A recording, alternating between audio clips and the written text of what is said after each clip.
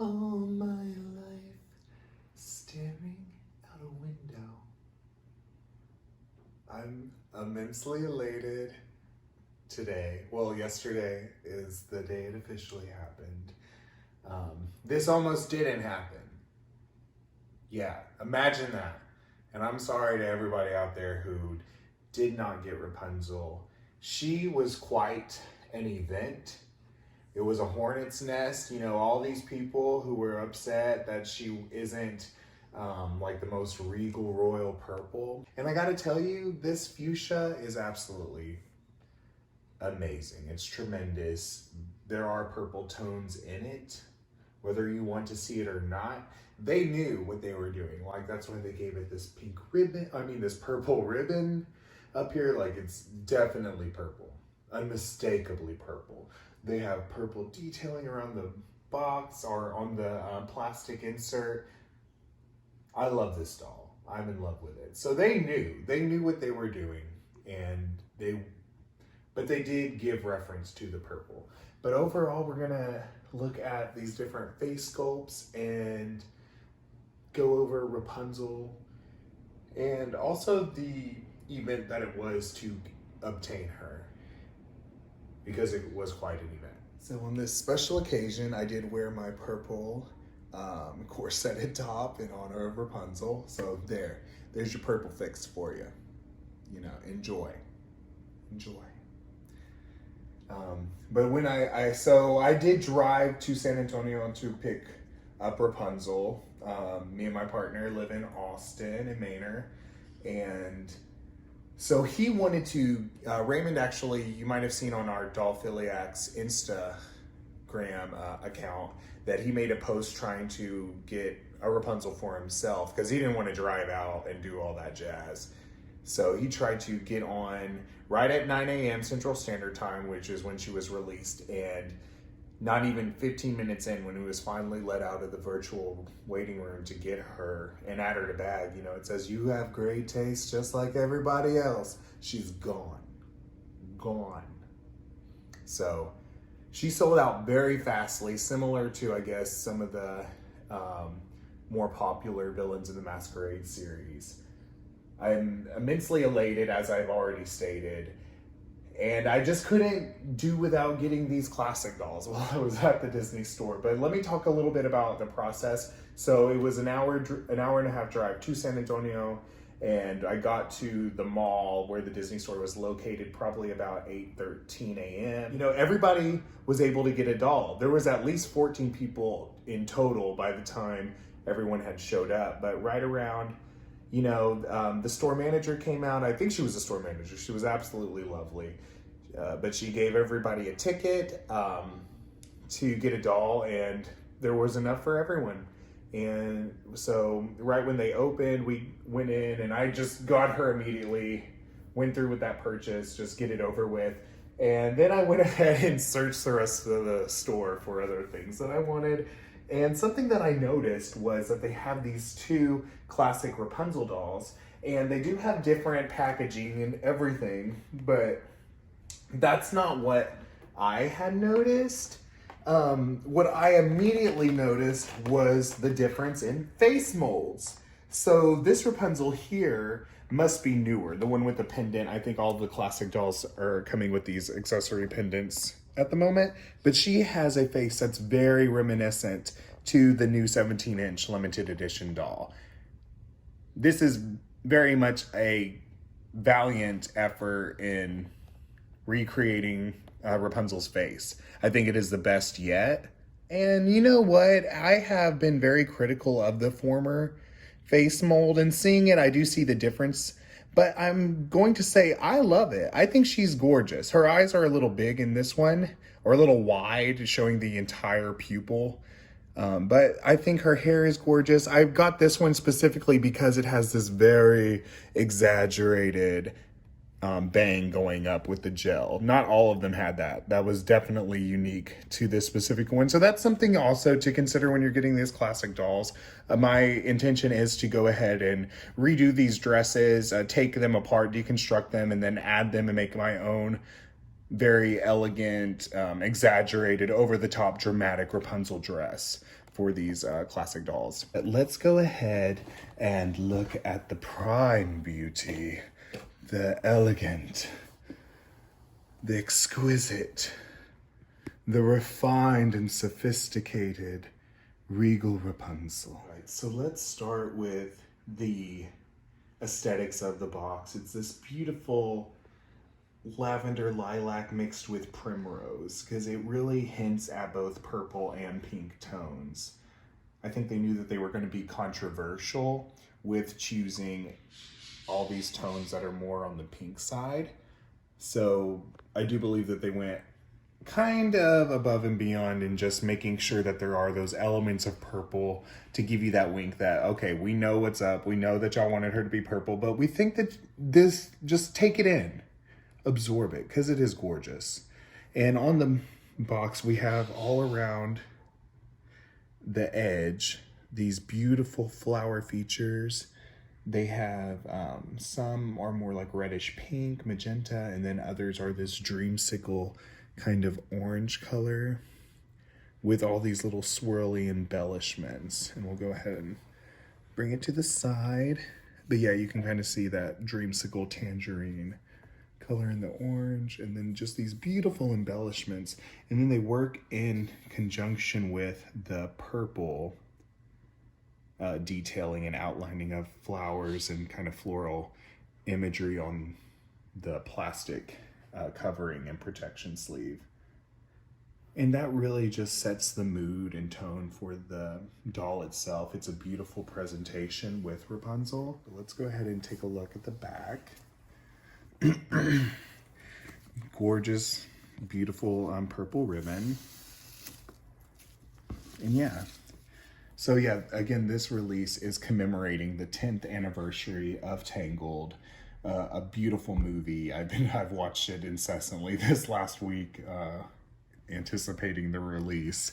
But I'll just go ahead and read it. In celebration of the 10th anniversary of Tangled, the Disney Store is proud to present the worldwide limited edition Rapunzel doll, bringing hair-raising adventures to the screen. Rapunzel captivated fans with her long, magical golden hair and energetic spirit.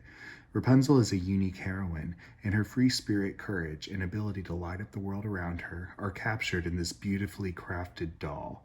Designed by Disney Store artists, it is a must-have for collectors and fans, ready to swing into the tangled adventures of our princess while having the best day ever. And they don't have the price on it, and it was made in China, and they just have more adorning features on it, so. Oh, and then there's this beautiful little sticker right here showing the commemoration of Tangled's 10 years. Disons. Alrighty. Oh, I love this box. It's so beautiful. Again, I do think it's more of a purpley primrose. Primrose is the type of fuchsia I'm going to choose to refer to the aesthetics of this doll.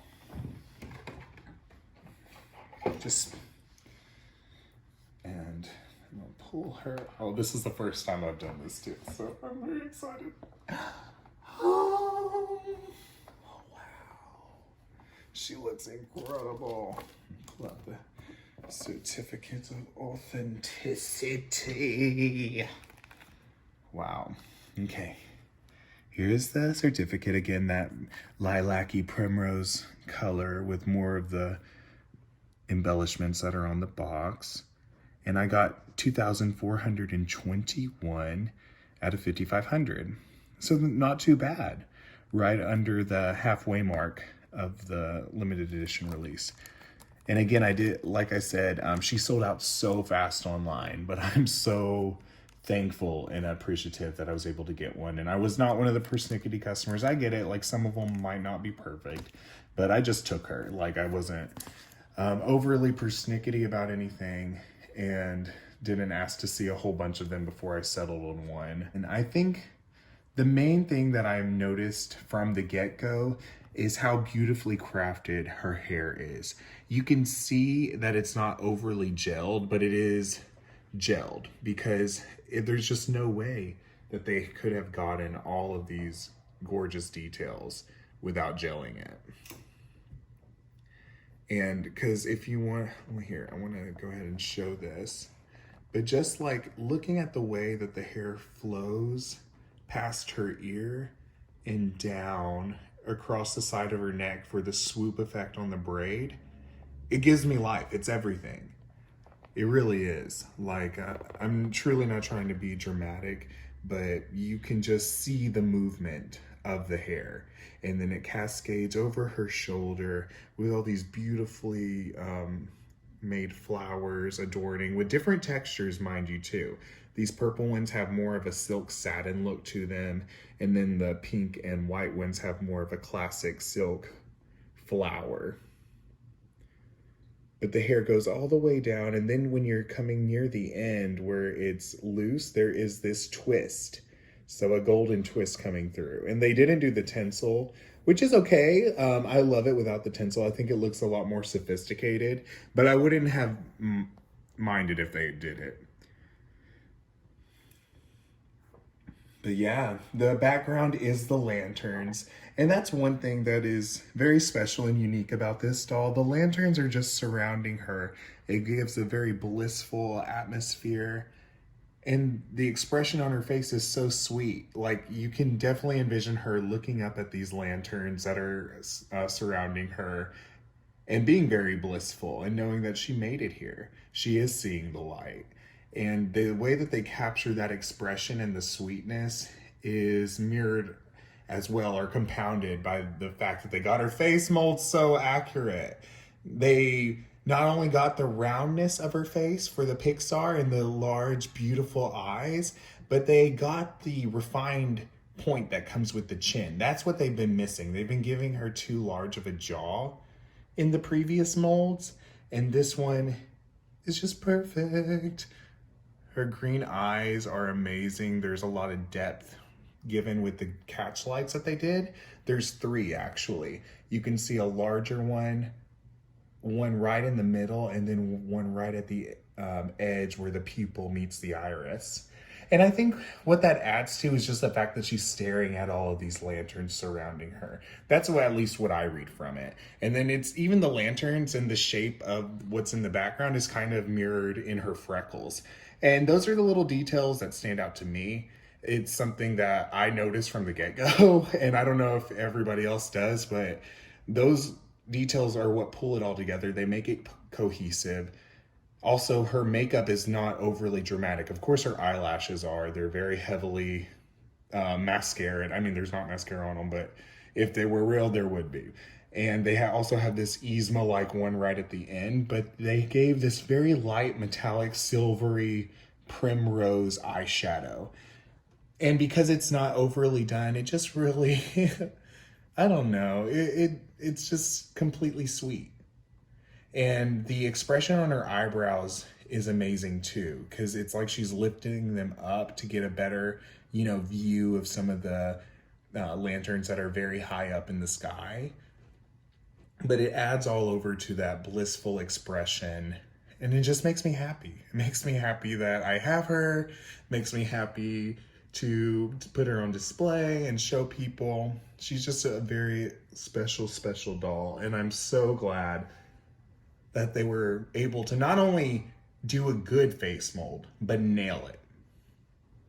Absolutely nail it.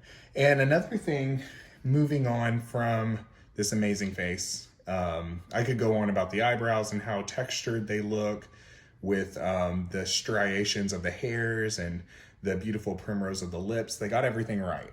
But I do want to move on to the dress and talk about one feature that I did. The one thing that I was very critical of is this top part above the bodice. So the bodice itself is like a double corset, and it's an over the bust bodice, or over the bust corset.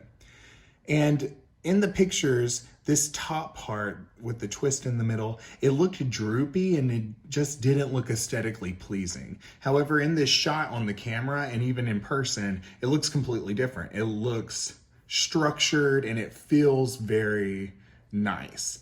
I am not mad at it like I was.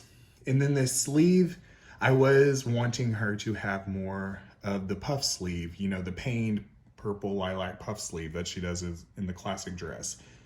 But now with her in front of me, it's just so regal. It's refined, it's sophisticated. I love it without it. And then we have these darker fuchsia tones, which does have elements of the purple. So there's your purple, girls and boys and non-binaries, but here's your purple. It's right in here. And they gave you double. That beautiful core setting, that lacing on both sides. So, I mean, I know you kind of only see it here just with the way that she's displayed, but when you do move it around and you capture both of it, like, look at that. That is divine. That is stunning. And then, mama, you see the flowers cascading down and the beautiful embroidery on the golden bodice. Well, it's kind of like a golden mustard bodice, and then it has the gold embroidery with the gold rhinestones, kind of like citrine. I'm going to imagine them as citrine, the citrine rhinestones. But it really pulls out those oranges and the other complementary colors to purple. It pulls all of those warm tones out to really just set off the doll and give her a lot of unique textures and colors. And then I do love the ribbon. I think they took a lot of care and detail to make sure that these ribbons on each one were spiraling how they should. And I think it just adds some texture up here, which is really heavenly.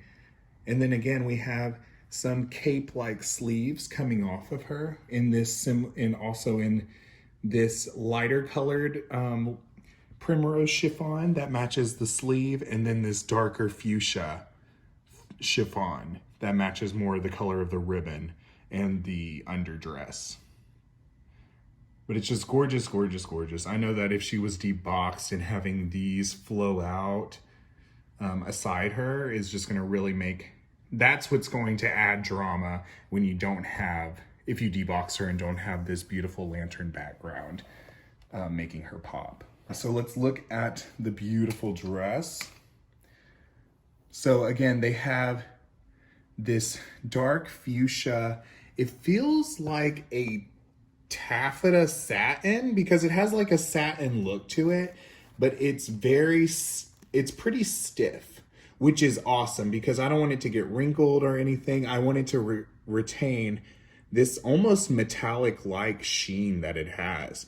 And you see more of that floral type, almost mandala like or it's not embroidery, but shapes that are textured to give it the pattern. And you can also see the Corona sun symbol for the kingdom in the gown. And that's beautiful. And there's a lot of them. So, even though it's very subtle and you might not catch it, there's so many of them that you would be able to eventually spot it. And those are the little Easter eggs that really make it amazing. And again, they have this perfectly painted Pascal. Like usually on some of these figures, and especially the small ones, they make the faces look weird or the eyes look weird, but even little Pascal, he has catch lights and it's perfect symmetry. Oh, and then the very bright green. It's definitely more vibrant than an emerald, but it definitely stands out against the pink and purple tones of the rest of the doll in the box. And so moving on, now you can see here the stitching on this top part of the dress is so perfectly well done. It's so small. And those are the things that whenever people are like, oh, well, there's no embroidery, there's no this, there's no that. Well, look at what there is. Look at the crispness, how this lays it's like almost ironed down perfectly, creating these beautiful lines that swoop down that even though they are still and stiff, give way to movement. They depict movement. They make you feel the movement of the dress. even though it's not. And adding to this is the fact that they have these sundrop flower in the gold foil that's ironed on, but it also has these swirling, it's more like, I don't know how, like sinuous, like the way that it's swirling down and it's more sparse. It's not as chunky as the floral line work on here and on the rest of the box. This really like hints to an effervescence, or I don't know if that's the right word, but a lightness that really just sets off this top layer of the gown, which I thought I would be underwhelmed by. I know I say that all the time in these videos, but I'm very much taken aback. And so here you can just see all the different beautiful elements in the foil as it picks up the light. And there you can see also in the light how this primrose, I told you, even though it's pink, you can see tones of lilac. So don't just be like, it's pink, it's supposed to be purple. No, like, let your eyes go with you on the journey. It's a color experience. You want to really take your time to understand like what the artist's vision was. And look, I'm dying. Dead. It's so beautiful. But yeah, these rhinestones, these like golden citrine type rhinestones are absolutely perfect in working with the foil and just bringing everything to life. And so yeah, it's all mirrored on this same side. I will say that they like kind of had it lay down differently just with the way that they knew that they were going to present Rapunzel. So that's one thing to note. But overall, like, the way that they even gave her like clear rubber bands in strategic places to give the hair this lumpy effect, but it's like a beautifully draped lumpy effect. It's hard to describe, but I hope that it makes sense. But it's just so thought out and carefully crafted. I'm very appreciative and glad that I was able to snag one of her. She was definitely worth the drive to get her, and I'm elated to add her as my second 17-inch limited edition doll, and the first one that I actually was able to pick up in the Disney store. It was a wonderful experience. It was great to, be around a community of people that have a similar love for all things Disney and these dolls in particular. There's so many things to go over. I mean, even at the top of this dress, like you can see there's a fuchsia belting that goes all around just to hold it up. And it's those details that make it just so exquisite and well thought out and carefully crafted. I also do love the mold of her arms and her hands. They're very powerful. I love how the hands don't look diminutive. They look like hands that can hold a frying pan without straining the wrist and whacking a whole bunch of like do-batters with. Not Flynn Rider, not Eugene. Eugene's all right. La, la, la, la. Well, in an effort to make this video not, a million minutes long, we're gonna go ahead and do a deboxing with the other Rapunzel separately, and I'm gonna compare her face mold with them. And so we'll kind of do like a whole smorgasbord of Rapunzels and comparing notes and going over details and all that fun things, all those fun, grand little things, gorgeous things. All right, so thank you, Dollphiliacs. Please show your support and like and subscribe. We would love to see you again on our channel. I know that I need to get more custom videos up and stop just, adoring all these Disney dolls, even though I could just go on for eternity. But yeah, thank you so much. Happy holidays.